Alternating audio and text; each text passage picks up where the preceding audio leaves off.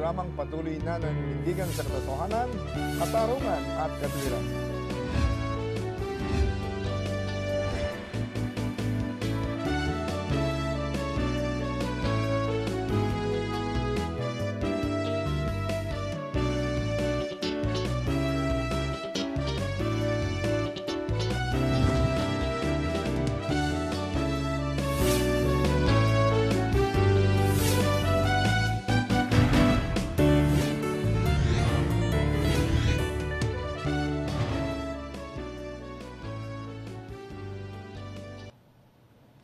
Magandang araw, ako po inyong lingkod, Brother Eddie Villanueva, at ito ang Diyos at Bayan, ang programang patuloy na naninindigan sa katotohanan, katarungan at katwiran. Ako naman po ang inyong lingkod, Kata Inocencio. Formal nang nagsampa ang Pilipinas ng memorial sa United Nations Tribunal noong nakaraang Marso.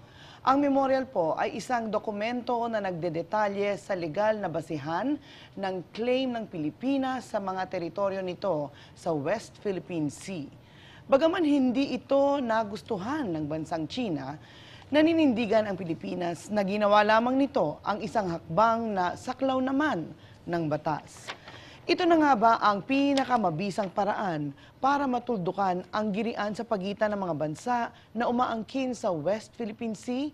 Panoorin po muna natin ang ulat na ito. Ito ang karagatang mainit na pinagagawa ng bansang Pilipinas at ng bansang China. West Philippine Sea ito para sa ating mga Pilipino, pero inaangkin naman ng bansang China. Kaya naman tinatawag nila itong South China Sea. Ngunit bukod sa pagpapangalan sa karagatang ito, sa kasalukuyan ay may dalawang shoal na mainit na pinag-aagawan din ng dalawang bansa. Isa na rito ang isang shoal malapit sa Zambales na kilala sa tawag na Panatag Shoal o Scarborough Shoal. Ngunit ayon sa Department of Foreign Affairs, Baho de Masinloc ang legal at formal na pangalan nito na nangangahulugang under the Masinloc. May layo itong 124 nautical miles o 220 kilometers kanluran ng Zambales na may bayan na Masinloc ang pangalan. Kaya naman ang mga mangingisda doon, Karburo ang tawag dito. Pero ang bansang China, iisa lang ang tawag dito, Huangyan Island. Ayon sa isang propesor at historian, ang natural resources na makikita sa West Philippine Sea ang nakakaakit sa China upang angkinin ang bahagi ng karagatang ito. But the next urge, because it discovered nga that, and it has been verified because we have found our natural gas, because that has been established, they have now their desire for the West Philippine Sea. Because that is the primary, the rest of the South China Sea is not that rich, but that is where the riches are. Ayon sa historical claim ng China, ang Baho de Masinloc o Huangyan Island para sa kanila ay ang Nanhai Island na binisita umano ng isang astronomer, inhinyero at mathematician na si Guo Shujing noong 1279. Iniutos umano ni Kublai Khan, ang unang emperor ng Yuan Dynasty, na magkaroon ng survey dito upang i-update ang kanilang calendar system. Meron pang isang document na from the 1200s or something like that, na ang Chinese emperor thought that the whole of the world was his domain. So, ang tingin nila sa Pilipinas, ever since, was, ang tawag pa nila sa Pilipinas noon ay Mai. Ano ang ibig sabihin ng Mai is the ant people.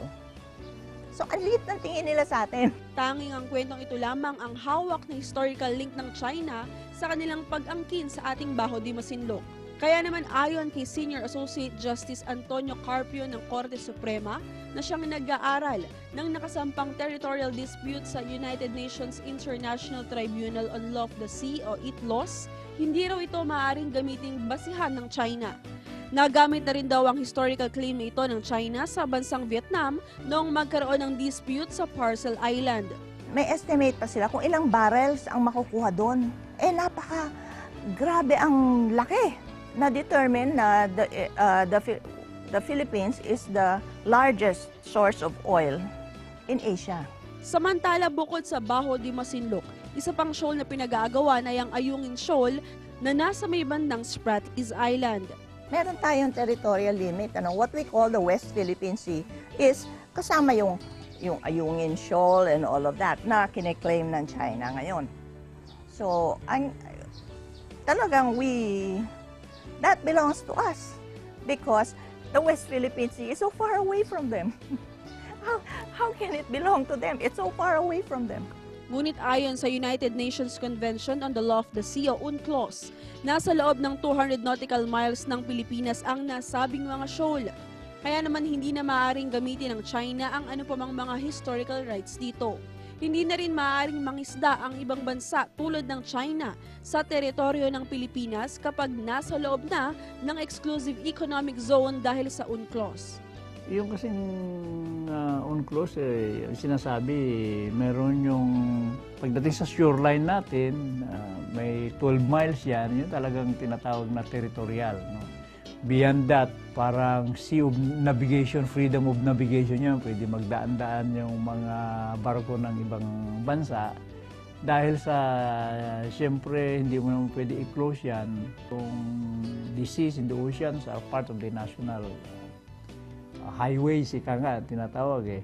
Kaya nga lang, hindi nangangahulugan na kung makakadaan sila sa kanila doon for them to exploit economically. Kaya sinasabi economic zone yan because we can exploit it for our, as part of our resources, for our economic development. Diba, United Nations yan it's a treaty, it's an agreement, international agreement yan. Ilang taon ng issue ang territorial dispute na ito sa West Philippine Sea at nito lamang nakaraang mga buwan, sunod-sunod ng mga insidente ng pangaharas sa ating mga mangingisda at maging mga Coast Guard mula sa Chinese Coast Guard. Ang Pilipinas, naninindigan na susolusyonan ito sa demokratikong paraan. Rule of law, ika nga, due process, meron din silang karapatan na ipakita yung kanilang dokumento. Kaya it's a matter of appreciation on the part of the international court. No? Ang problema, ayaw nilang makipaglaban sa atin sa courts, sa international tribunal. So, ibig sabihin nun, hindi sila kumpiyansa kung third party ang mag-design yan. Kaya gusto lang tinatawag na bilateral na tayo lang ang mag-uusap. Kung tayo lang ang mag-uusap, siyempre mas marami sila, mas malaki, mas makapangyarihang bansa nila. Kaya naman nagpasa na ng memorial o written argument ang Pilipinas sa Tribunal on the Law of the Sea na nasa The Hague, Netherlands upang humingi ng tulong. Ayaw naman natin ng bilateral.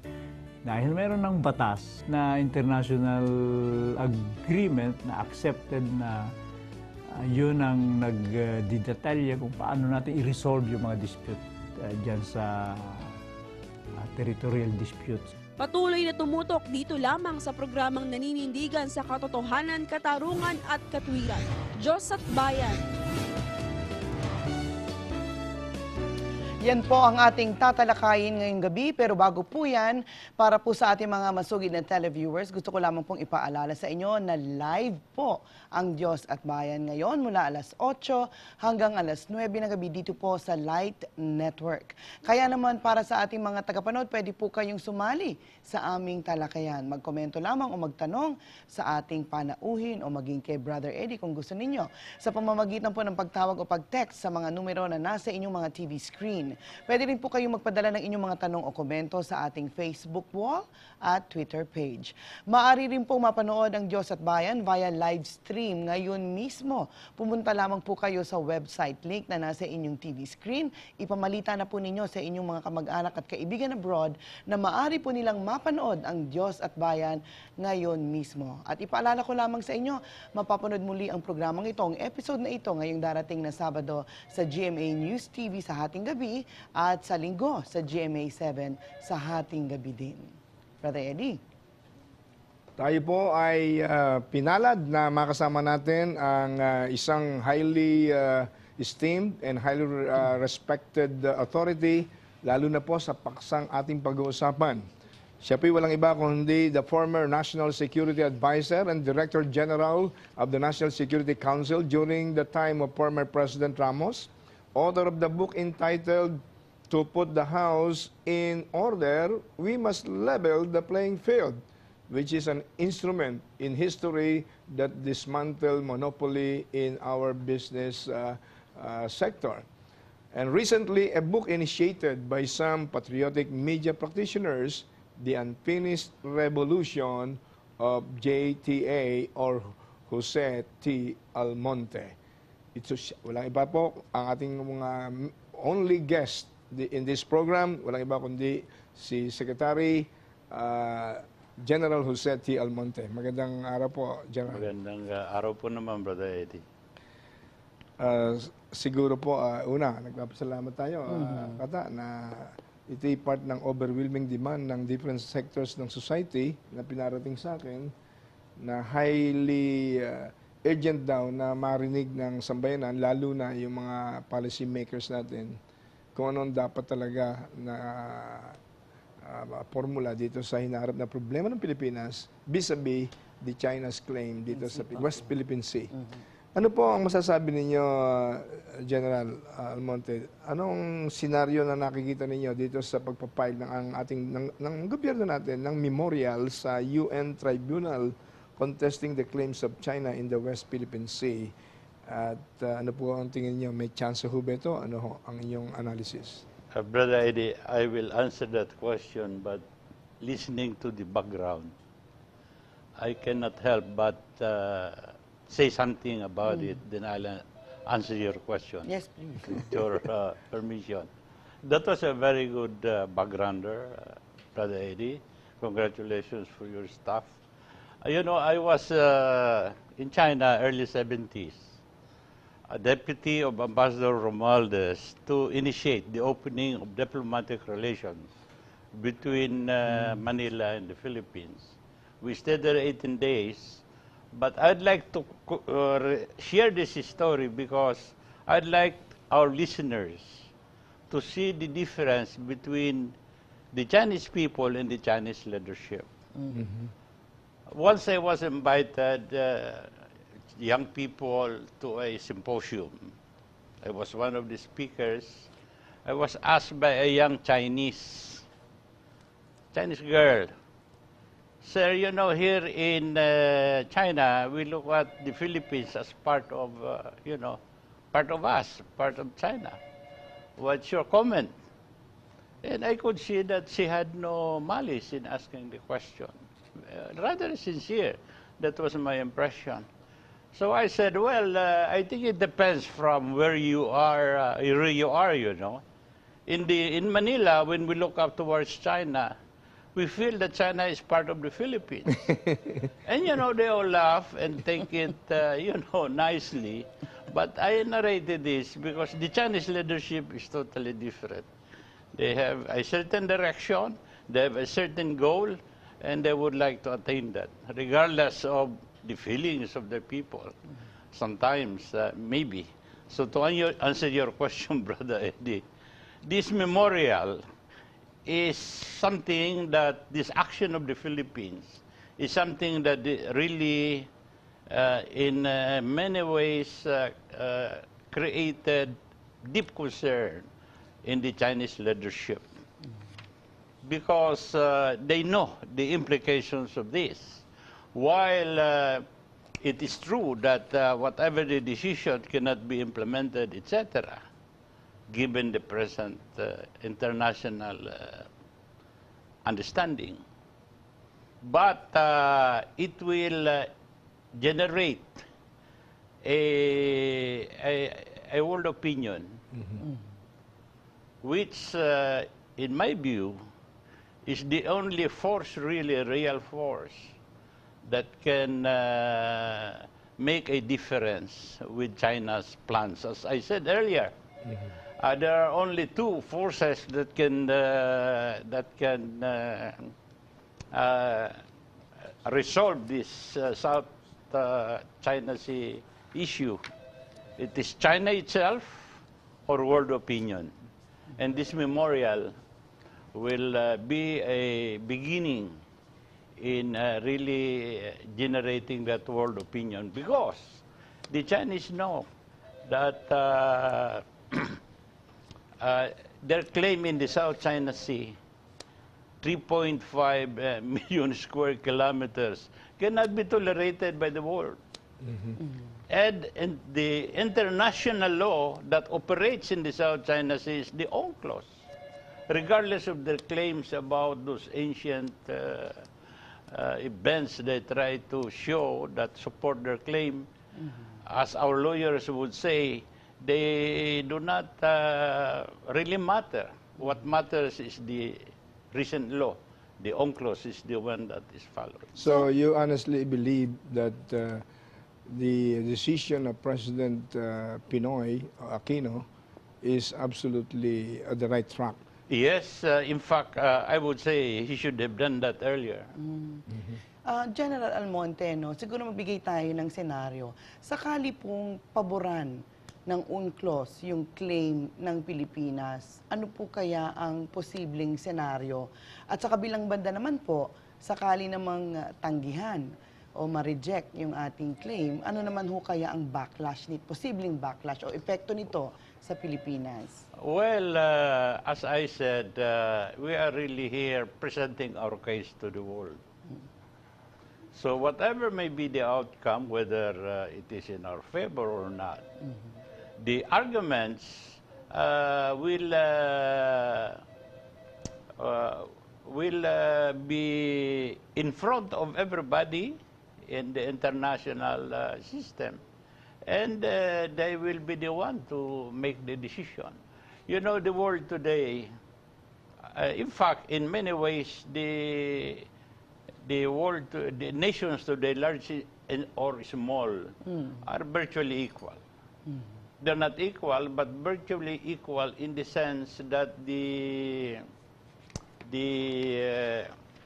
moral sanctions imposed by the world on the world leaders affects whether they are, leaders of rich nations or poor nations alike. That is why you could see that America as a superpower, they lost in Vietnam.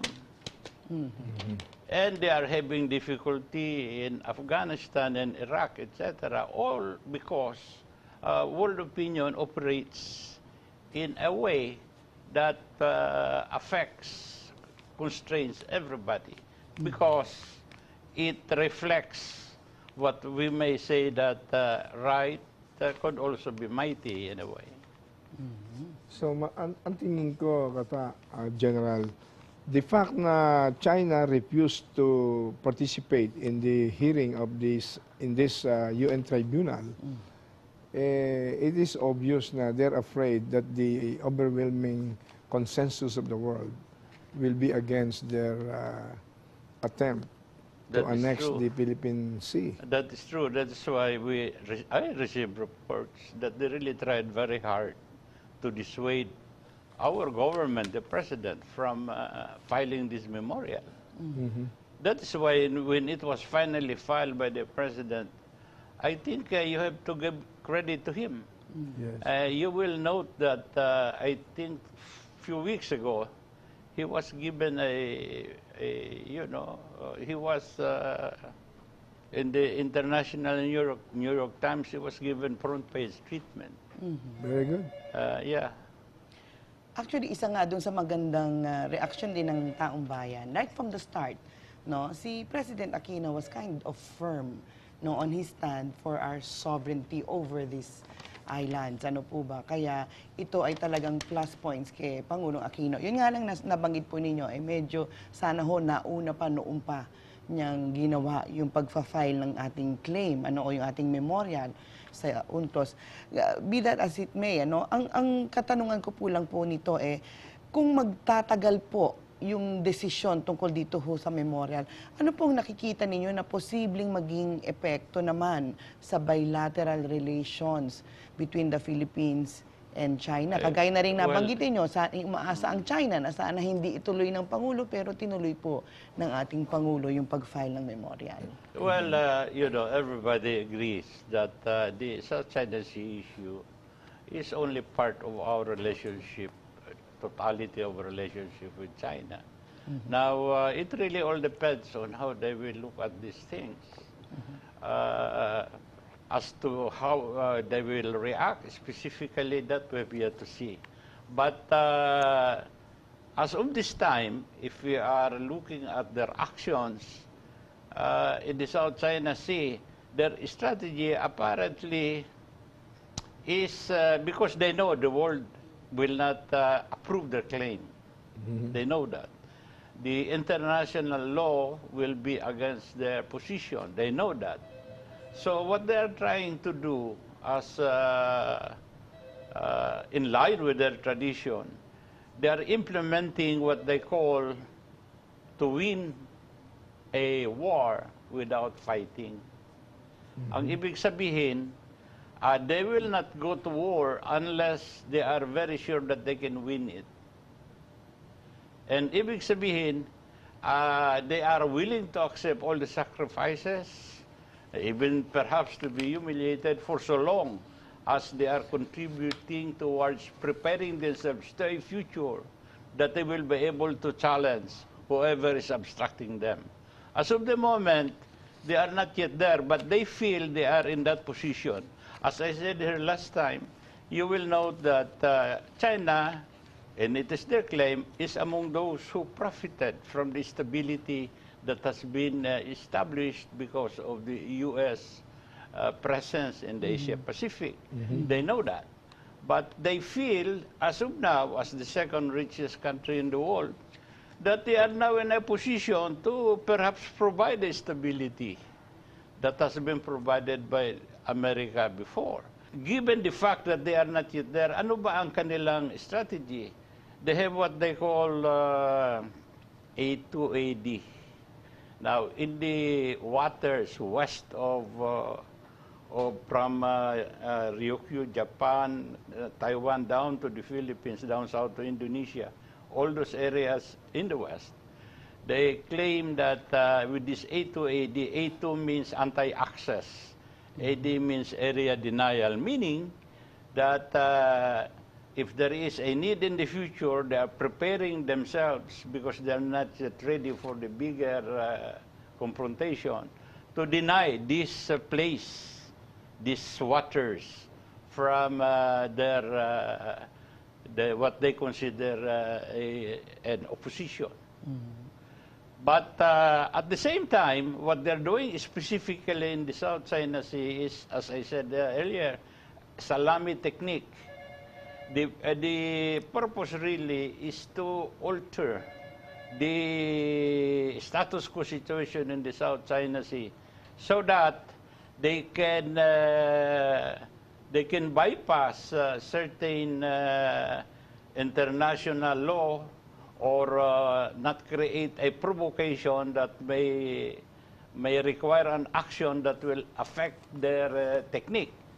So in short, with their salami technique, tactics, which includes this, say, water hosing or preventing us from supplying our troops, etc. If we allow this, if they succeed, this can create a new situation in the region where they may be able to claim that they are de facto, they have de facto control of the area.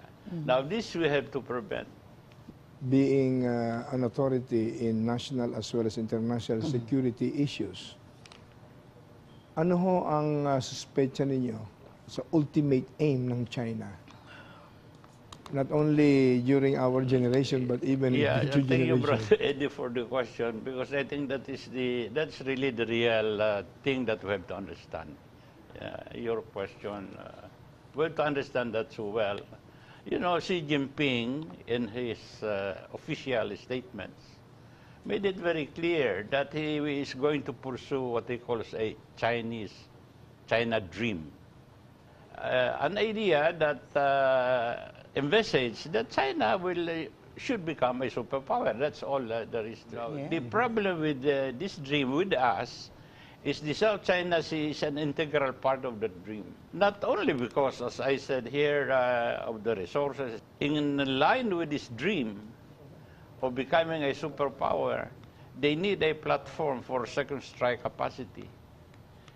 And as I said, the South China Sea, this is according to experts on nuclear warfare that I talked to, they plan to use the South China Sea in the same way that the Sea of Okhotsk was used by the Soviet Union during the Cold War.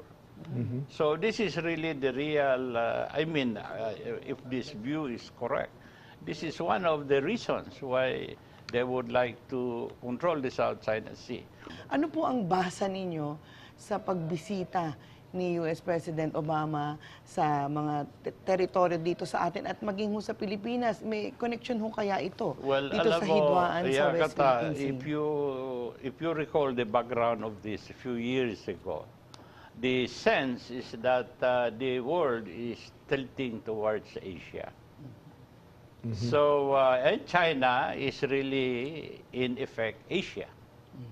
So, the sense in Washington is to rebalance. In military terms, for instance, they claim that after a certain period, I think 2020 or so, that the ratio of the U.S. Armed Forces presence in Asia-Pacific will be 60-40. I don't know if that will happen, given the situation in Europe today, in the Ukraine, and in the Middle East. But nonetheless, that is the thinking even up to now. There are in America, of course, who are, expressing some opinions on this. But the presence of President Obama here at this time indicates that they are pursuing this policy. So in Japan, he will reconfirm Japan and the U.S. relation is the anchor of the security infrastructure here in the Asia-Pacific, insofar as the United States is concerned. So I would say he will reaffirm that. But for the Philippines, specifically, I think because of the situation in the South China Sea, we understand that they'll be given greater access in our military bases. Of course, according to our Constitution. General, dahil maliwanag dun sa China Dream na the ultimate purpose of China is to dominate and control Asia in effect, even annexing the entire South China Sea, including the Philippines in a way.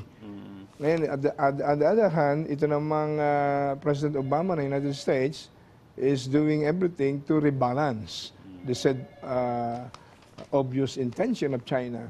Ano po ang tamang stand ng Republic of the Philippines vis-a-vis this international developments? Pero bago po nyo ito sagutin, bigyan mo na sandaling pagkakataon ang ilang mahalagang paalala. Magbabalik po agad ang Diyos at Bayan, makalipas lamang ang ilang sandali. Huwag po kayong aalis.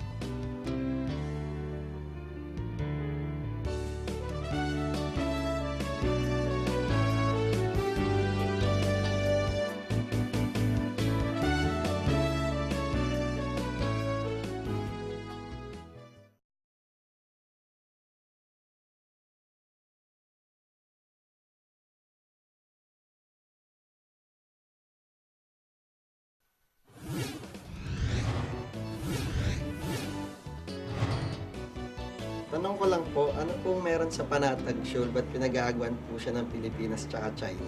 Nakita naman po sa mapa na mas malapit siya sa Philippines tsaka mas malaki yung sakop natin, di ba? Pero bakit po hindi siya magawang maipanalo? At saka ba't nagpupulit pa po yung China na angkin? Ano yung ebidensya na hawak ng China sa pag-angkin ng mga shoal? Well, bago po natin bigyan ng pagkakataon ang ating resource person na masagot ang ganung mga katanungan, meron po tayong hanging question kanina, General, in the light of the China's dream ultimately to conquer, dominate the South China Sea, including the West Philippine Sea, in effect, to control Asia, in effect. At saka in the light ho ng pagbisita ni President Obama, according to him, to rebalance the existing, I would say, powers in Asia. Ano po ang pinakatamang stand at polisiya, foreign policy, ng ating bansa na dapat gawin ng ating mga policy makers? Well, Brother Eddie, the answer to that question really should accept that insofar as the Philippines is concerned relative to the rest of the world, we have no force to for this purpose. Masakit sabihin, but politically, diplomatically, militarily, wala po tayong influence. Wala tayong laban. Wala tayong laban. This is the reality, so we have to accept this. So, in light of your question, we really have to use our skills as a people, especially our leadership, on how to mobilize forces, despite our weakness, in order to manage these things. Because, even in weakness, there is strength. The president, this government, despite all the limitations that we have, is trying to do everything. And I think this memorial is the best action that the president has done. I think we as a people should understand or should realize that we have an obligation to the next generation. And I think we should not allow this condition to continue, because the South China Sea problem will be a long-term problem. And so we should prepare the country so that the next generation can manage that issue better than we have today. Foreign policy, foreign strength starts here at home. We should strengthen our country, make our people strong enough, rich enough to be able to arm ourselves with the weapons necessary. Now, this ongoing problem on PDAP, on corruption, that has to be resolved, but that is not an only problem, you know.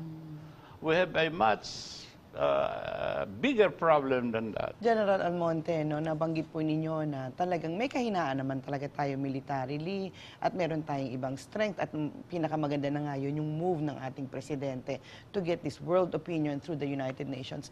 Ang tanong lang po ng iba, couldn't we even on the immediately put some military presence or strength or whatever limited military strength we have in order to protect naman who are fishermen or so that they can also freely move in this area where they used to fish? Kata, I appreciate your concern. Yes. But this is exactly what the Chinese are trying to do. They are trying to create problems in the South China Sea for us to make a misstep. Because that misstep will be used for them to apply greater force.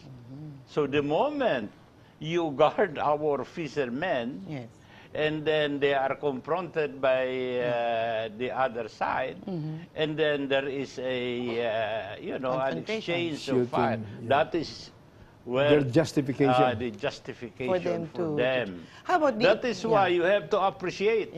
Our people, they are water hose, okay, naliligo na lang sila. Yung, those being abstracted to reach Ayungin, they look for a way to be able to go there. You have to appreciate them. How about the enhanced defense cooperation with the U.S.? Is that an indication that the U.S. is actually going to enter this situation? Okay. Again, we as a weak nation, I said we should use our skills. We should know when we should know how our allies will behave under certain conditions. We should anticipate that.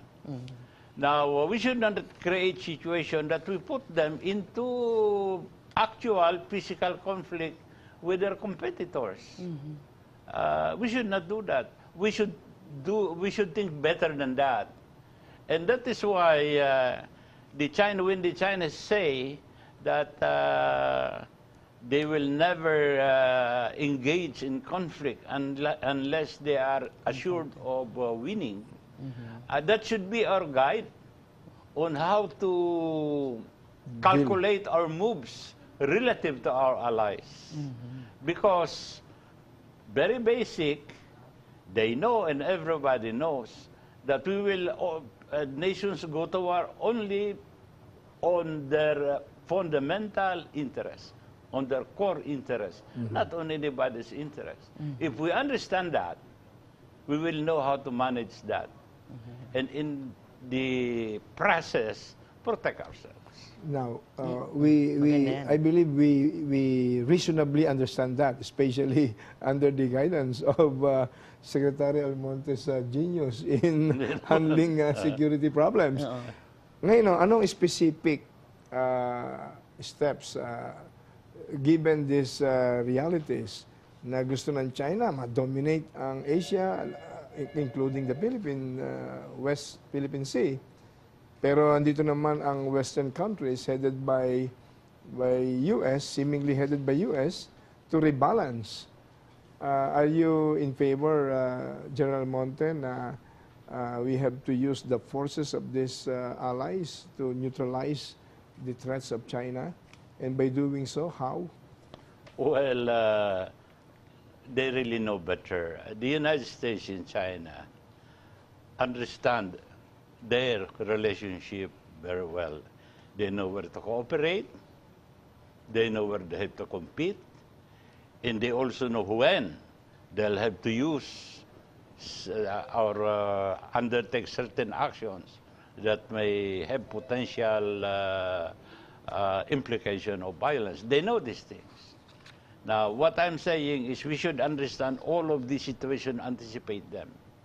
So we will know how to place ourselves at any time.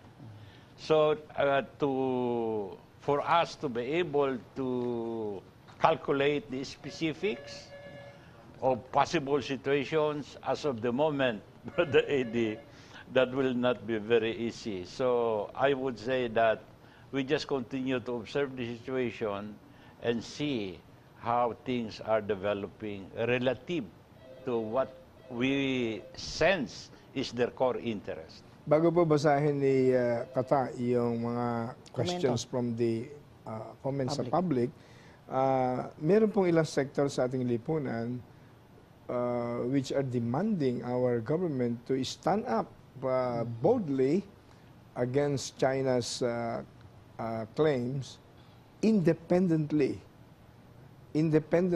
of any country in this world. What's your analysis on that? Well, Brother Eddie, those are possibilities in the future. And I cannot say that we do this, we undertake this now or later, etc. But maybe the best is to just look at all of this and then put them as possible tools that we may use in the future. I'll give you an example. I have mobilized friends for people power at sea. 1,000 boats, etc. But this is a thinking, and they are excited. They are analyzing, etc. But I'm not saying that we will do this. But it is a possibility. Because people power at sea is very dangerous. The sea is your number one enemy, more than the Chinese, But these things are, be that as it may, these things are possibilities. But I'm just indicating to you that we can think out all of these possible actions, but put them aside and look at the evolving situation and see whether we have to use them later on. In the end, for me, whatever we do in the future, especially if it involves lives, we have to bring it to the people. And to the world. Yeah. Because we cannot do these things in isolation, especially we are not that strong. The number one weapon of weak countries is the support of world's public opinion. Yes, that's true. Ito po may mga opinion po ang ating mga kababayan tungkol sa isyong ito. From Andy Chua ng Makati, we all know that China was known before as the sleeping giant in history, and nowadays it seems that they are now the awakened giant. Filipinos must take heart and be courageous, for God has given us this land. Awaken the Davids in us. From Taguig City, Jerry Lopez, dapat makialam na ang UN para hindi na lumala ang sitwasyon. Kailangang pangalagaan natin ang sa atin. From Pasig, si Fernando Santos, palakasin po natin ang depensa sa coastal area para di tayo madaling pasukin. Sana rin umaksyon na ang UN para matigil na ang China sa pagkamkam ng ating teritoryo. From Caloocan City, si Elena Capas, kailangang ipaglaban ng ating pamalaan ang karapatan natin sa West Philippine Sea. At bilang Kristiyano, manalangin tayo sa maaring maging epekto ng hidwaang ito. From Harold Cruz ng Tandang Sora, Quezon City, sa palagay niyo po, General Almonte, ano po ang dapat gawin ng ating pamalaan kaugnay sa sigalot patungo sa pag-angkin ng China sa ating karagatan? Bago sagutin niya ni General Almonte at maging yung mga katanungan pa ng ilan nating mga kababayan kanina, bigyan daan po muna natin ang ilang mga paalala. Magpapatuloy po ang Diyos at Bayan makalipas lamang ang ilang paalaalang ito. Wag po kayo nga alis.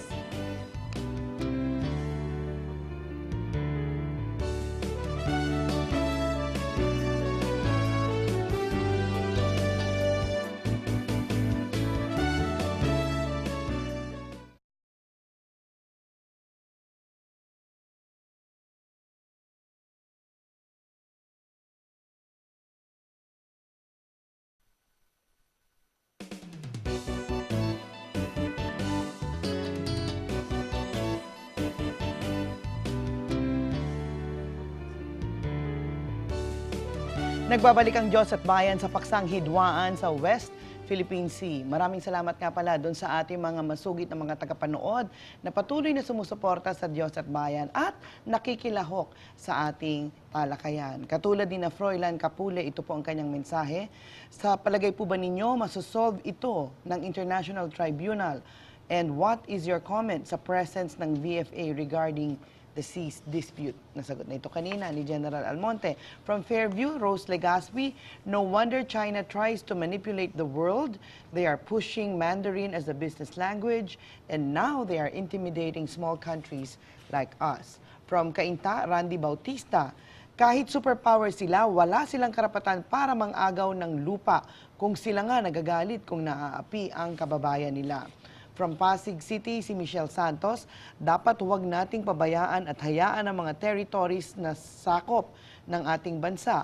Malaking kabawasan ito sa ating resources, kawawa ang ating mga kababayang makikinabang dito. From Pasig City uli, si Joey Regalado, tutulungan ba tayo ng US kung sakaling lumala ang sitwasyon?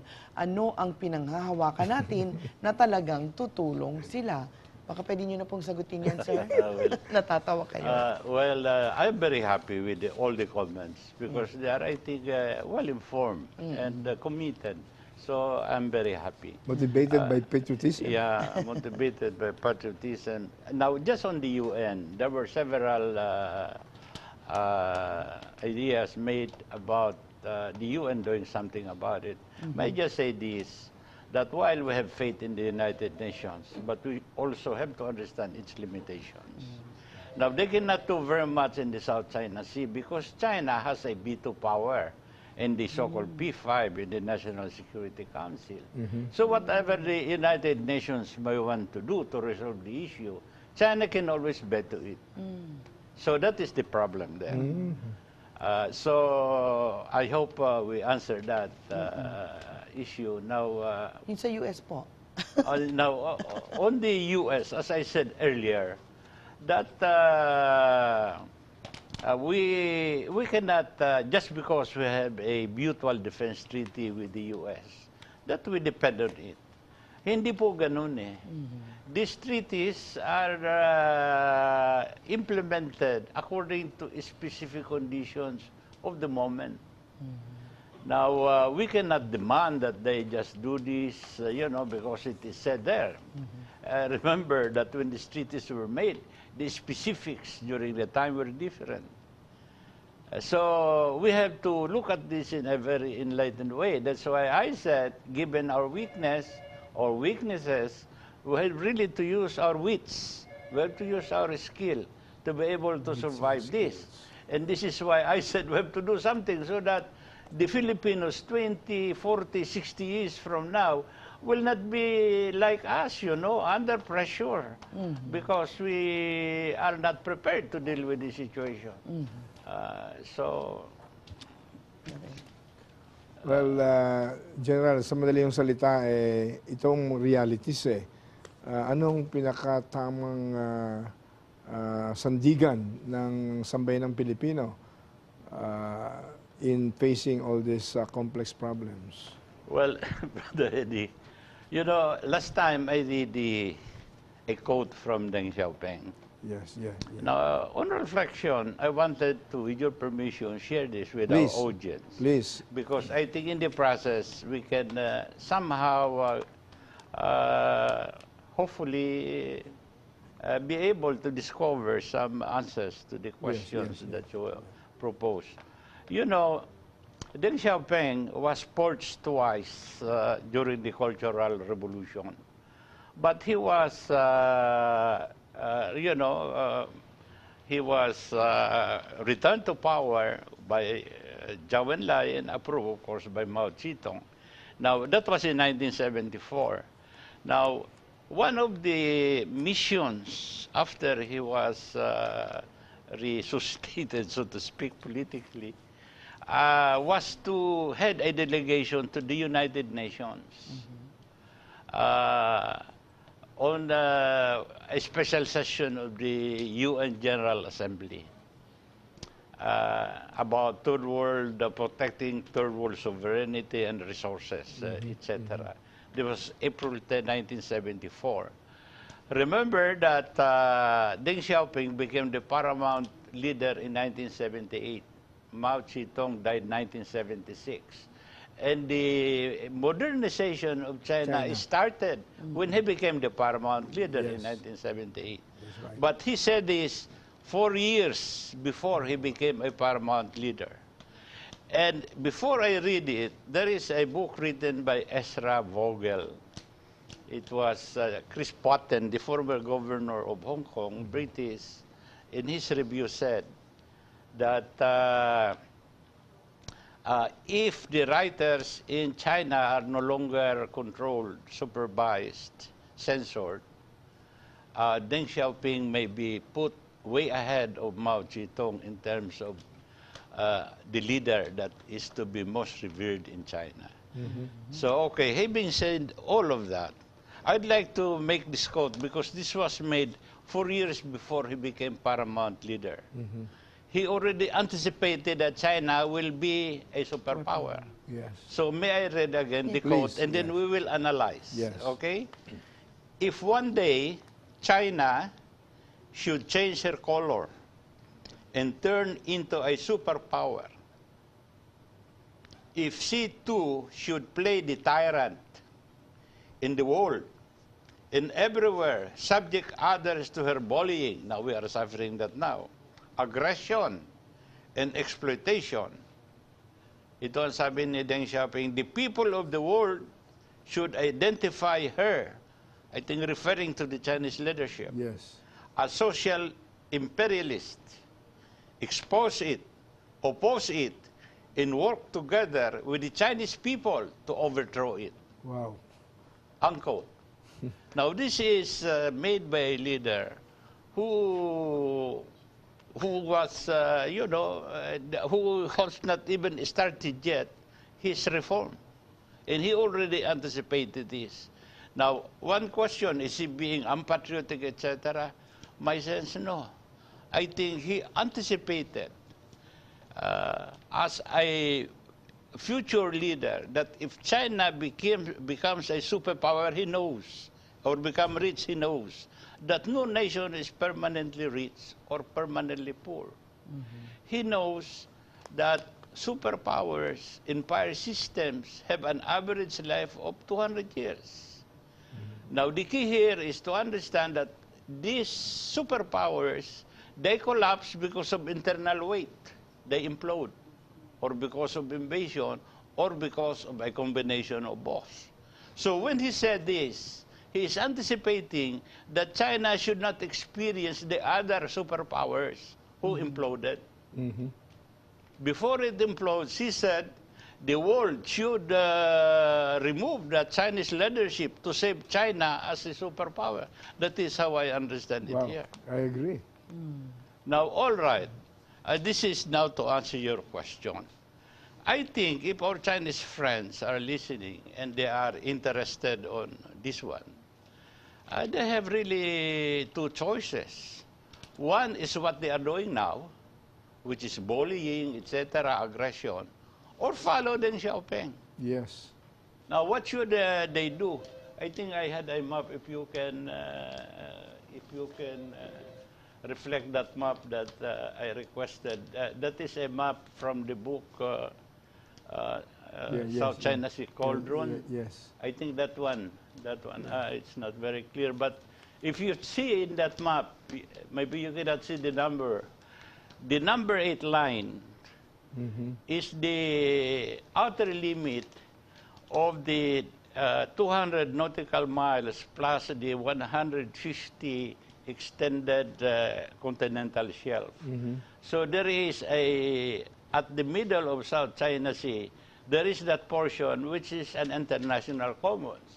Now all the others around it are the 200 plus 150 let us say, sea of the littoral countries. Now, my suggestion is this. If China will recognize the UNCLOS, since they have the resources, they could enter into joint development with these littoral countries and accept this, their laws to govern this joint development. Yes. Now, what will they get here? They will not only benefit from the commercial arrangement, but they will earn the respect. Yes, yes. And what you said, brother, earlier, the love of their neighbors. Now, this respect cannot be paid. Yes. This has no price. And right. this is I think, the real future of, and this is what the United States is trying to say in their official announcement. I think President Obama will repeat this thing, that let us follow the international law and operate within that. And I think Deng Xiaoping will be very happy. And China will not implode if it becomes a superpower. Well, the greatness, the brilliance and greatness of Deng Xiaoping should be... it should guide us. Yeah, yes. I think so. Well, I believe people who believe in the Almighty God must pray for the Chinese leadership to understand the verdict of history. Yeah, I think, but all they do is look at, because it is Deng Xiaoping who created what is China now. Yes, yes. Even before he created it, 4 years before, he already thought of the problem that it may implode later, something that he has not yet created. And this is what he said. And what China is doing now, bullying, aggression, etc., is exactly what Deng Xiaoping said China leadership should not do. General Amonte, with the present leadership that China has, are they the type who will actually appreciate history and actually, I know that Chinese, they love their ancestors and they look back and respect their elders and their leaders. Do you think it's something na mapopredict po ninyo na posibleng sundin nga ng Chinese leadership today? Well, I can only pray, Kata, you know. I hope they do. That's why I really try to make a case out of this. And bring it, I hope the Chinese embassy here will take note. And maybe make a report on this, you know, and find out, would you like to consider this as an alternative? where they can, because they are now very rich, they are in a position to exploit all these territorial seas or 200, 150 nautical miles that are, supposed to be exploited by the littoral states. Now, they can get in there and have a joint arrangement and follow the rules of the littoral country. And what they get in return is not only return for their investment, but the respect, the support, the cooperation. That's why, according to Chris Patton or Ezra Vogel, the one who wrote the biography of Deng Xiaoping, if they follow this, Deng Xiaoping will be higher and than anybody. And I will be one of them who will salute him for this kind of vision. General Almonte, sa intellectual world, lalo na sa ating sa ating bansa, they believe you are guru's guru as far as foreign policies and security of nations are concerned. Ano po ang huling masasabi ninyo? Lalo na sa ating mga kababayan, lalong-lalo na sa mga policy makers natin bilang closing message. Yeah, thank you, Brother Eddie. Well, look, it's too late in the day, but we have to start it, and it will take very long. Let's just do everything that our nation will also become prosperous and be respected by the world. By the way, that is exactly what Deng Xiaoping did in China 30 years ago. 30 years ago. That's all, Brother Eddie. Well said, Secretary Monte. Well, narinig po natin ang ilang gems of wisdom na alam kong kinatuwa ng puso ng mga Pilipinong may tunay na pagmamahal sa ating bansa. At ang pinasasalamatan po natin ang ating ginagalang na dating National Security Advisor as well as Director General ng National Security Council ng ating bansa during Ramos administration. At ang masasabi lang po natin in the light of God's Word ay yung nakalagay po sa Job 26 verse 7, God hangeth the earth upon nothing. And he said in Jeremiah 32 verse 27, God said, I am the God of all flesh. Is there anything too hard for me to do? And then lastly, naalala ko po yung Deuteronomy 28, yung blessings through obedience or curses through disobedience. Yung pong verse 1 up to verse 14 ay napakaganda po. Ang sabi po roon ng Diyos, if you fully obey and carefully follow all my commands, I will exalt your nation above all nations of the earth. I will command the coming of the blessings to you, and blessings will overtake you. Your enemy, meron pong nakalagay, your enemy will come to you in one way, but your enemy or enemies will run away from you 7 ways in great fear. You will no longer borrow, but you will lend. You will no longer be the tail, but you will be the head. Pero ang kondisyon po ng Diyos na may gawa ng langit at lupa, if you fully obey, not just obey, but fully obey, and carefully follow all my commands. At naalala ko po yung sinabi ni Secretary Almonte, kailangan gamitin ng sambayan ng Pilipino, lalo na ng mga leaders, yung wits and skills in confronting all these complex problems. With the help of God, we can survive, not only survive, but emerge as more than conquerors through Christ Jesus who loves us. Ito po ang pangako naman sa Romans chapter 8, verse 37. Kaya huwag natin kakalimutan ang Proverbs 14:34, righteousness exalts a nation, but sin is a reproach or a disgrace to any people. Maraming salamat po sa inyong pagsubaybay sa Diyos at Bayan. Ito pong muli si Brother Eddie Villanueva nagsasabing God bless you all and God bless the Philippines. At ako naman Po ang inyong lingkod, Kata Inosensyo, nagsasabing sa lahat ng bagay dapat talaga unahin natin ng Diyos at nang bumangon ang ating bayan. God bless you more.